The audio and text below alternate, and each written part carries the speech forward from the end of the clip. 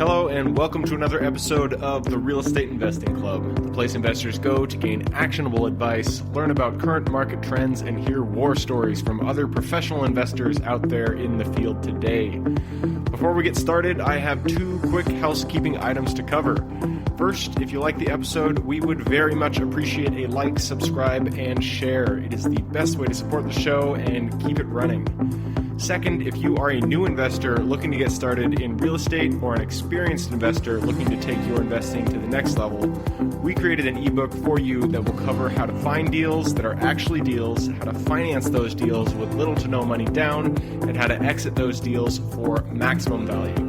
On top of that, I throw in an insane amount of free bonuses that you'll have access to once you buy the ebook. All we charge is our admin cost to keep the show running. So, if you're serious about real estate investing and want to create both active and passive income as an investor, head on over to the website at therealestateinvestingclub.com and click on the button that says Get the ebook to grab yourself a copy today.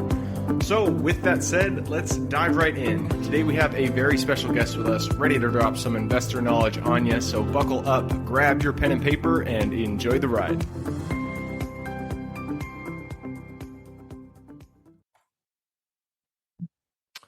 All right. Welcome back, ladies and gentlemen, to another episode of the Real Estate Investing Club. Today we have Andrew Schlag with us from REI with a Purpose.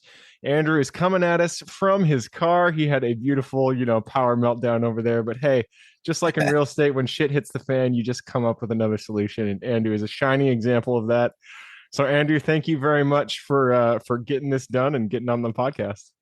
Thanks for having me. I did not want to do it in the office in the dark. So here we are, but out in front of the office. Excited to be with you, Gabe, and looking forward to sharing some amazing stuff with the folks here. Totally understandable. Nobody likes me talking in the dark. So, all right, I told you before we got on here, we like to start with stories. We like to hear how people got to where they are today. I know you got a good one because you guys have been growing so well. So why don't you take us back to the beginning? How'd you get started in real estate in the first place? Oh, my goodness. Yeah, I was 21 years old and broke and over $80,000 in medical debt from an unexpected hospital stay. Ooh. And what I wanted to be when I grew up. And so I'm worked construction and built new construction houses growing up, in the family construction business, and had, done all these different things. I was raised, though, in the country in Southern Illinois, a town of about 400 people. And wow. So it was a small town, and my dad had raised hogs, had a pig farm. And that actually sounds like a fun childhood. I mean, just growing up with hogs and. The first haircut I ever got, they brought in the baby pigs to keep me from crying while they cut my hair. So you can't cry when you're looking at a baby pig. No, those squealing things. So anyway, growing up in that environment, I was a preacher's kid, and my dad was a pastor. All of these things that kind of shaped my childhood. Well, at 21, I'm in the hospital and didn't know what to do. And after getting out, I had some lingering challenges that slowed down my construction work. And so it was February of 2014, and I was listening to talk radio, and I heard a radio ad of my now good friend and mentor, Ron LeGrand. And the radio ad said I could buy houses with no money or credit. And so that works for me. So I wound up in April at a seminar in downtown Atlanta. And at that first seminar, I got my first wholesale deal negotiated. And wow. At the seminar, that's great. Yeah, Ron had coaches in the room that helped me negotiate the deal. And so turned that to a check a few weeks later, and then got my first subject to deal a few weeks later.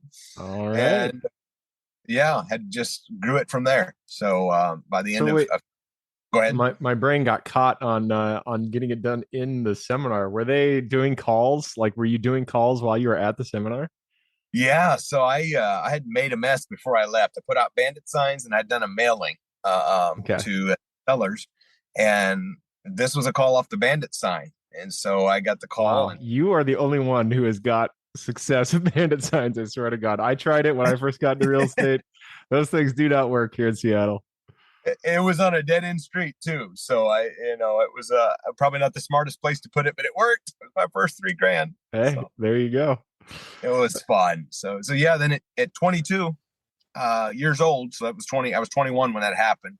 At 22, I bought 50 houses in a year, and that's what really launched me to kind of a next level real estate business. Wow, man, I love it. And today you guys are what's your focus now? I know you do, I mean, you do wholesales, you do coaching. Do you guys also own and, buy and hold? Absolutely. Yeah, I still buy and hold several deals every single year, and wholesale several deals a year, and have a very active investing business in the Midwest. Cool, man. I love it.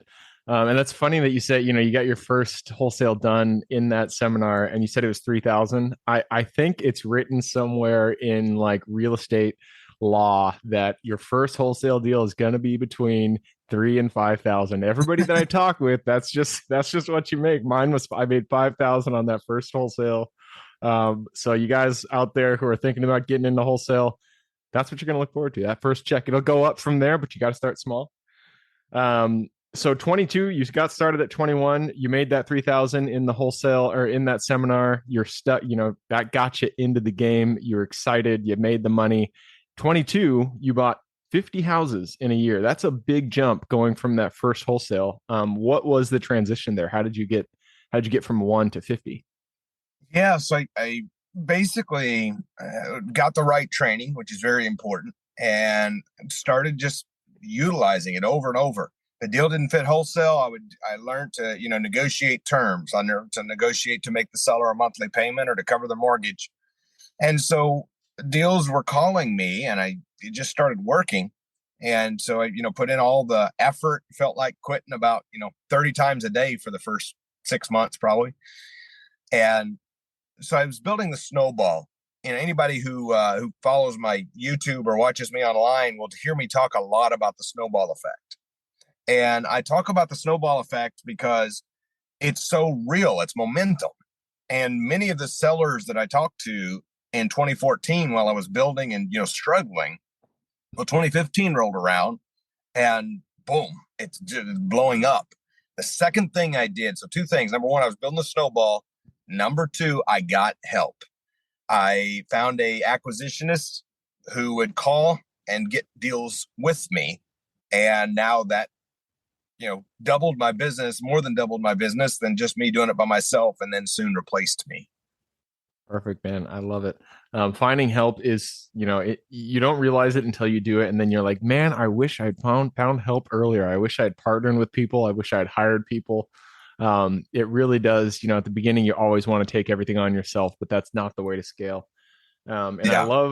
I love how you said snowball effect. I read, I think it was Warren Buffett's book. I think he titled it the snowball effect or something like that, or really? Something along those lines. But it is so true. Once you get started down a path, at the beginning, you see this mountain and you're like, no way can I get to the top of that. It's going to be impossible. But you just push the snowball down and it just, well, I guess this is a bad metaphor because we're talking about going up the mountain, but the snowball is going down. Either way, once you get started down the path, it starts to build on itself and you really do get to see that traction. Absolutely. 50 houses in a year though, that's a quick snowball. That was a steep hill that you pushed that snowball down. Were those sorry, keep going. Yeah, I was going to say, and that's the Midwest. I have students and friends in California, and probably not going to get that many, except their profit per deal is a lot higher than mine. Yeah. They're dealing much higher dollar properties, and so the average price point of those was probably around 100 grand, give or take. And so it's in some places you're not even going to pick up a doghouse for that, and so it's dependent. It's all relative. Except the point is, you do less of what it is that's working and replace yourself. Have somebody else to do it. When something works, you find somebody to duplicate it. Duplicate yourself in it. Fire yourself. Get the heck out of their way, and that's when the snowball really builds. Absolutely, I love it. So you can't start that snowball until you find deals, and that's one of the first steps that every new investor has to overcome is finding good deals. So what is the ways that you recommend new investors or even, established investors find great off-market deals?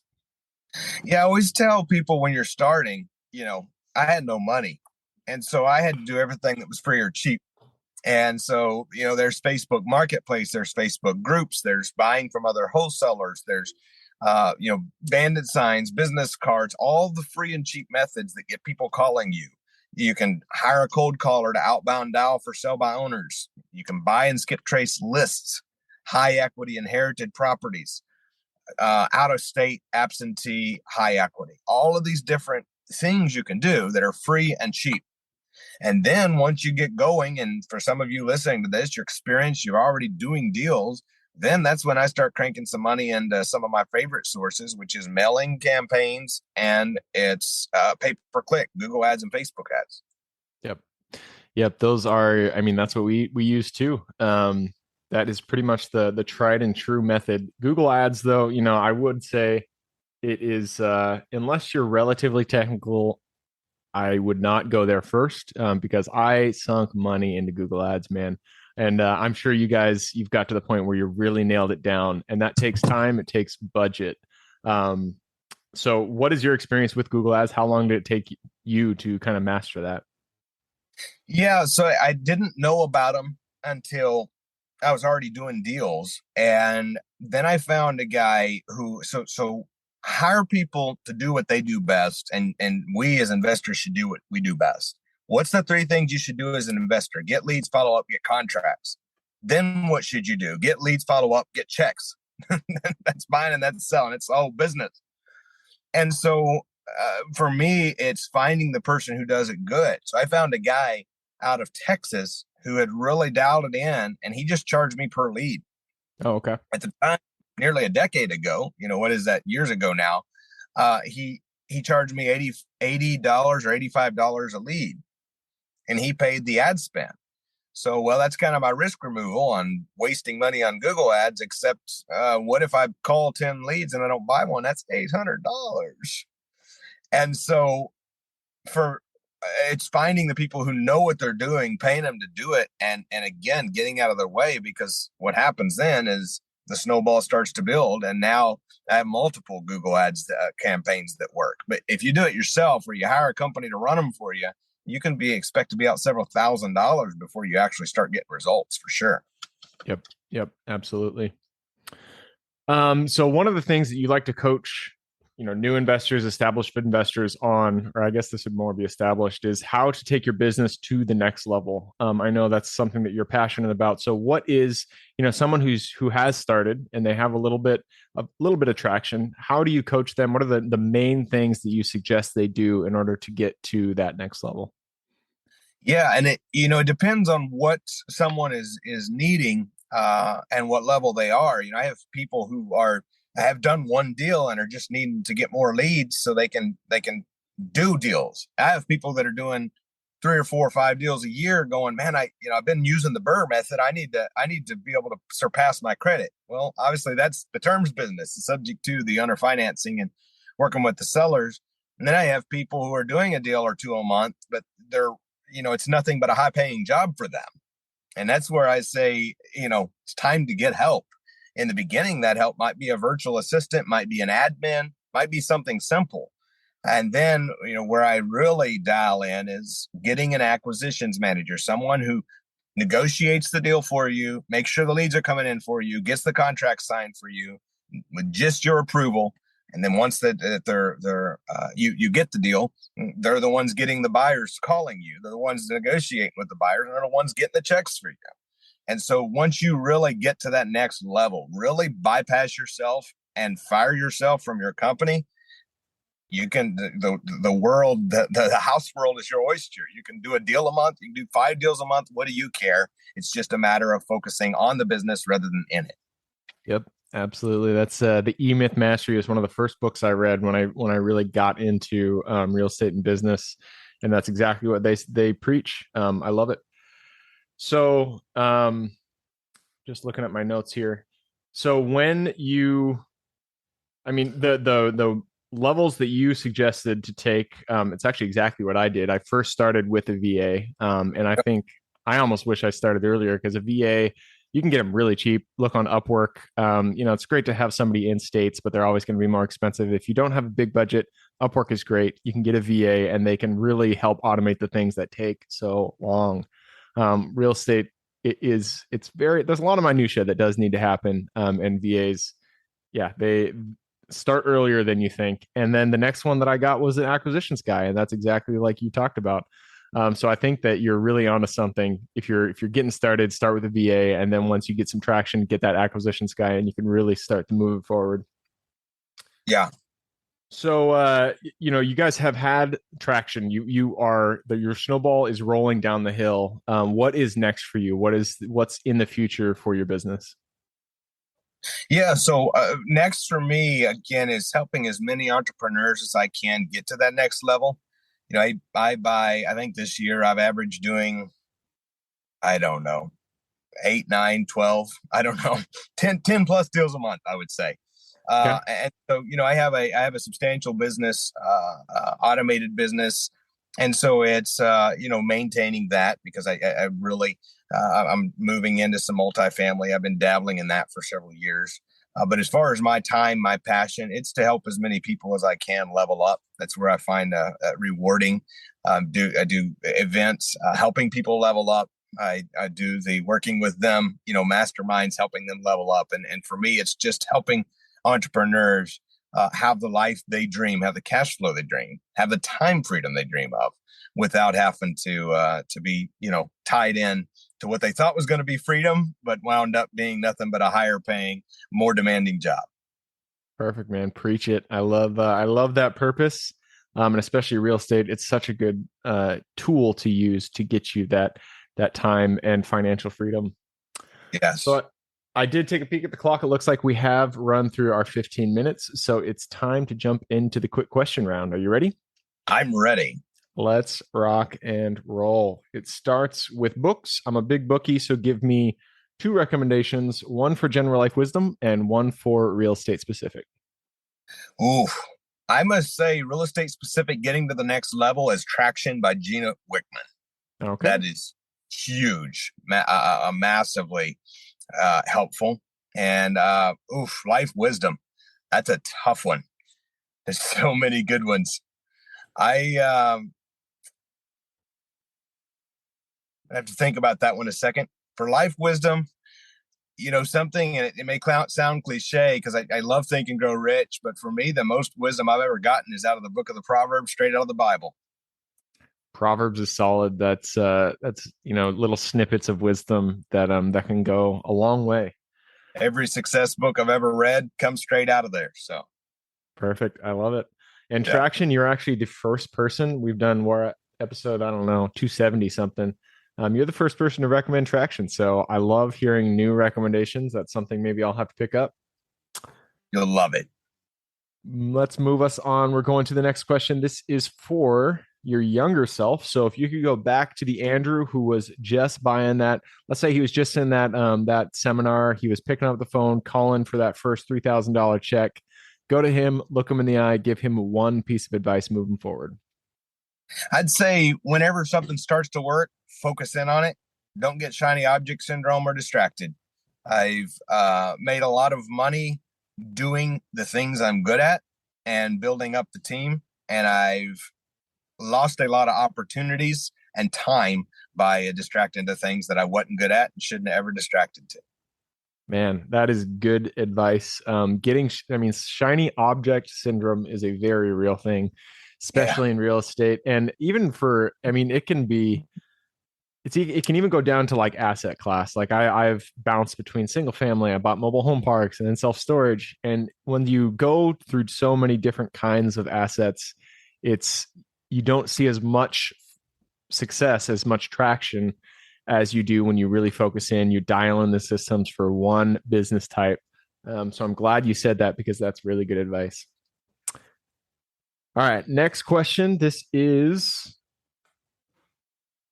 for your mentors. None of us are islands. We all stand on the shoulders of giants. You are no exception. We are all here with each other. So give us one mentor who has contributed the most to your success today? That is a tough one to narrow it down to one. I can narrow it down to two, and I must say, if I had to narrow down one, it would be Ron LeGrand. He's the first one I ever met who opened up my mind to the world of money and real estate, and being able to level up from 30 grand a year to 30, 40, and 50 grand on a deal. So Ron LeGrand would have to be the greatest impact of that shift. And once I started doing deals, my mentor for mindset and leveling up my life and my mindset has been Marshall Silver, who's became a dear friend of mine too. Perfect. Shout out to, was it John LeGrand? Ron LeGrand. Ron LeGrand. All right. Yeah. Shout out to both of those guys. Thank you for helping Andrew down his path. And that moves us on to the next question. This is tools. Tools form the backbone of every business. So if you could point to one tool that you could not live without, what would it be? Well, this may sound too simple. Of course, the phone, because that's where all the deals are made. If you're not dialing, then there's no business. If you're not talking to sellers, there's no business. So the phone would be number one. A couple of tools that have been very helpful is, of course, a CRM for a follow-up system. And which one do you guys use? Freedom Soft has been a huge asset to me. Okay. And the other tool, this is a little tool that many investors use, and probably most of your listeners know, is just a little app you download on your phone called Easy Calculator. Easy Calculator.